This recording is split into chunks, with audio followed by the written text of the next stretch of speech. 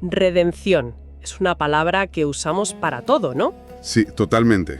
Que si la redención de un personaje en una serie, que si uno busca su redención personal. Pero al leer las notas para el análisis de hoy me he dado cuenta de que le hemos vaciado de contenido. Sí. Su significado original no tiene nada que ver con un sentimiento vago. Es un concepto súper concreto, casi legal. Totalmente. Es una de esas palabras que, como digo yo, tiene los pies manchados de barro. Me gusta eso. Nació en el campo, en disputas familiares y se curtió en el lugar más ruidoso de la ciudad, el mercado. No es una idea filosófica, es una acción, con consecuencias muy, muy reales. Pues de eso va nuestro análisis de hoy. La idea es bucear en el origen de esta palabra, quitarle todo el rollo sentimental que le hemos puesto y ver qué significaba de verdad. Y para eso las fuentes nos proponen un viaje a dos mundos muy distintos. Exacto. Por un lado, las leyes y costumbres del antiguo Israel, donde la redención era una cuestión de honor familiar, de justicia social. ¿Y por otro? Y por otro, damos un salto al ágora, al mercado de esclavos del mundo grecorromano. Un escenario, bueno, brutal, pero clave para entender la dimensión final del término. Perfecto. Pero antes de meternos en Israel o en Grecia, quizá deberíamos sentar las bases, ¿no? Sí, mejor. Porque en todas las fuentes, la redención no es un momento, es un proceso. Es casi una fórmula de 3 pasos que se repite una y otra vez. Sí, es como un pequeño drama en 3 actos. El acto 1 es siempre la pérdida. La pérdida. Algo que legítimamente pertenecía a alguien, su tierra, su libertad, se ha perdido. Normalmente por una deuda, una guerra, lo que sea. El caso es que esa persona o esa propiedad está ahora en manos ajenas. O sea, hay una fractura, un desorden. Algo está donde no debería. Exacto. Y eso nos lleva al acto 2, la intervención. Y esto es crucial, ¿eh? La persona que ha sufrido la pérdida no puede rescatarse a sí misma. Claro, si pudiera, no lo habría perdido, para empezar. Ahí está. Siempre tiene que aparecer una figura externa, un tercero, alguien que tiene los recursos para actuar. Y esta figura paga el precio necesario para saldar esa deuda. El precio que se llama rescate, el famoso litrón del que hablaremos luego, supongo. Precisamente. Y ese pago nos lleva al acto 3, el resultado final, la restauración. Que no es un reemplazo, es una devolución. Justo. Lo que se había perdido vuelve a su dueño o a su estado original. Si era una tierra, vuelve a la familia. Si era una persona, vuelve a ser libre. El objetivo no es solo liberar, es restaurar el orden, devolver las cosas a su legítimo lugar. ¿Entendido? Pérdida, intervención y restauración. Con esa fórmula en mente, el viaje a Israel cobra mucho más sentido. Me sorprendió mucho ver en las notas que todo este concepto gira en torno a solo 2 palabras hebreas. Empecemos por la primera, que creo que es la más relacional, Gaal. Sí, Gaal es el corazón familiar de la redención. Se suele traducir como redimir, pero el término está ligado a una figura muy específica, el Goel. El pariente redentor. Eso es. Y la clave, como has dicho, está en la palabra pariente. Era una obligación legal estricta, o sea, ¿podías llevar a tu primo a los tribunales por no redimirte? ¿O era más una cuestión de honor y de presión social? Porque eso lo cambia todo. Pues mira, es una mezcla fascinante de ambas cosas.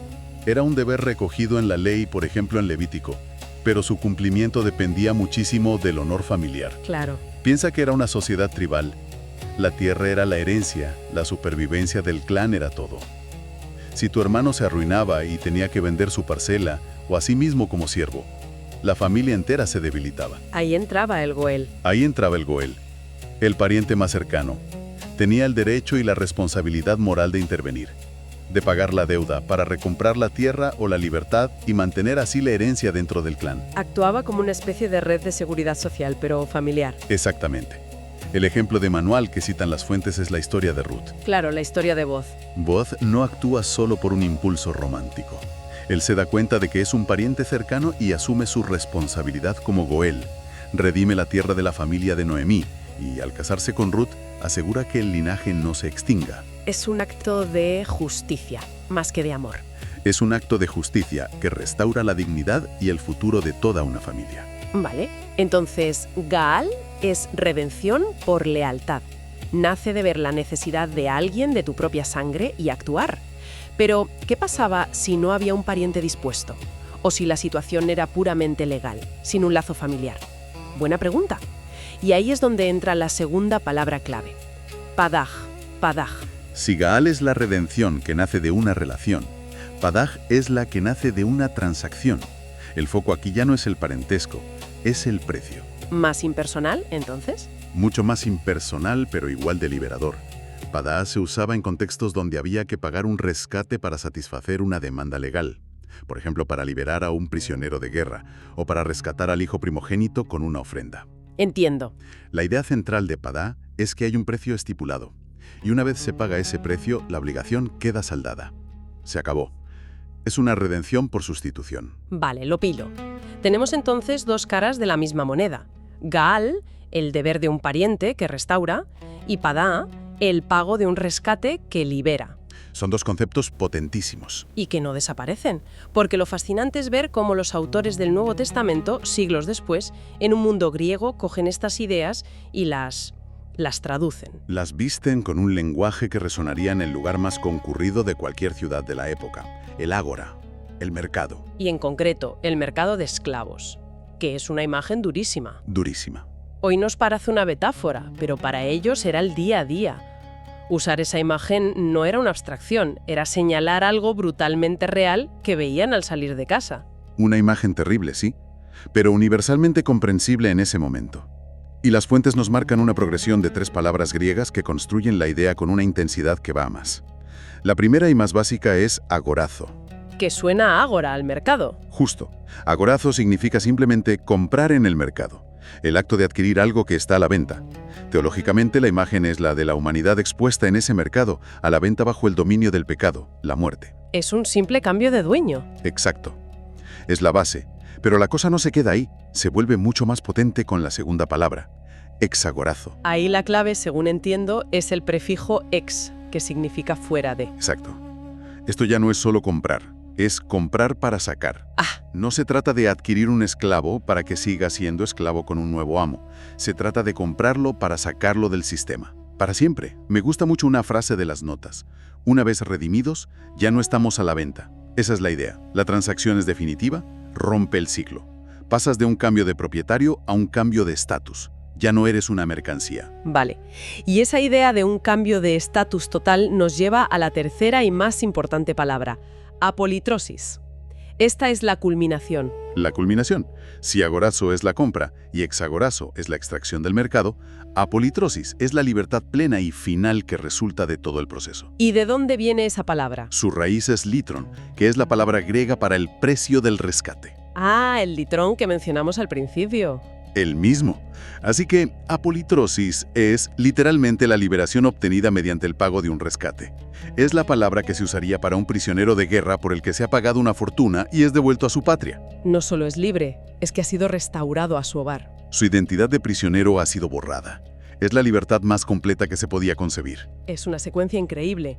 Pasas de ser un objeto, en venta, agorazo, a ser comprado y sacado de ese sistema para siempre, exagorazo, y finalmente a disfrutar de una libertad total, apolitrosis. Es una crescendo de significado, sí. Y hay un versículo en las notas de la carta a los Efesios que parece diseñado para unir todo este universo de conceptos, el hebreo y el griego, en una sola frase. Sí, Efesios 1:7. Es como la piedra roseta de la redención. Dice, en quien tenemos redención, apolitrosis, por su sangre, el perdón de pecados. Vamos a desglosarlo. Vale. Empieza usando la palabra más potente que tenía, apolitrosis. Con eso establece el resultado final. Estamos hablando de la liberación más absoluta posible, la del prisionero que vuelve a casa. Luego dice por su sangre. Ahí está el litron, el precio del rescate. Exacto. Ahí resuena toda la tradición hebrea de Padá, la idea de que la libertad tiene un coste, hay que pagar un precio.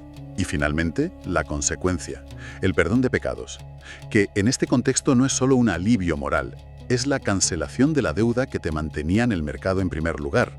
Es una síntesis magistral. Totalmente. Coge la idea hebrea de un rescate, que cuesta un precio, el padá, y la fusiona con la idea griega de una liberación definitiva, un cambio de estatus total, el apolitrosis. Vale, después de todo este recorrido, la palabra redención se siente mucho más pesada, con más historia. Desde luego. Ya no es una idea abstracta. No, para nada. Ahora vemos que es un concepto con un corazón y un esqueleto. Las raíces hebreas le dan su corazón. Un corazón de lealtad, de justicia. Del deber compasivo del Goel, que no puede quedarse de brazos cruzados mientras un pariente lo pierde todo. Le da esa dimensión personal, relacional. Y el contexto griego le da el esqueleto, la estructura final. Exacto. Las palabras griegas, sobre todo hexagorazo y apolitrosis, le dan esa finalidad irrevocable. No es una libertad condicional. Es una extracción permanente del sistema. Es la garantía legal de que ya no estás a la venta. Le da la dimensión de seguridad y permanencia. Así que la gran conclusión es que cuando estos textos antiguos hablan de redención, están evocando toda esta historia. Es un drama completo en una palabra. Sí. La lealtad del pariente, el pago del rescate y la liberación final que te saca del mercado para siempre y te devuelve a casa. Es una palabra cargada de significado legal, social y también emocional. Contiene la pérdida, la intervención, el coste y la restauración final. Increíble cómo unas pocas palabras, cuando las entiendes en su contexto, pueden abrir un universo de significado. Hemos convertido una idea que quizá teníamos por algo etéreo en algo tangible, legal, familiar, mucho más poderoso. Y fíjate, todo este análisis nos deja con una pregunta interesante para reflexionar. A ver. Las fuentes explican muy bien que la redención es la restauración de algo a su estado original. Hemos hablado mucho del proceso, del cómo. Del pago, la liberación. Eso es.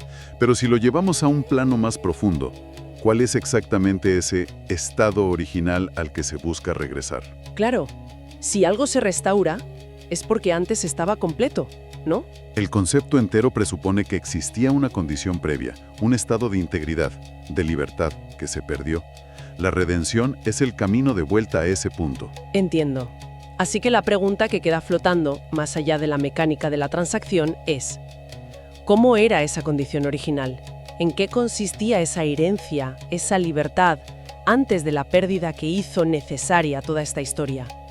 Es una reflexión que nos obliga a pensar no solo en el rescate, sino en el propósito y en el diseño originales.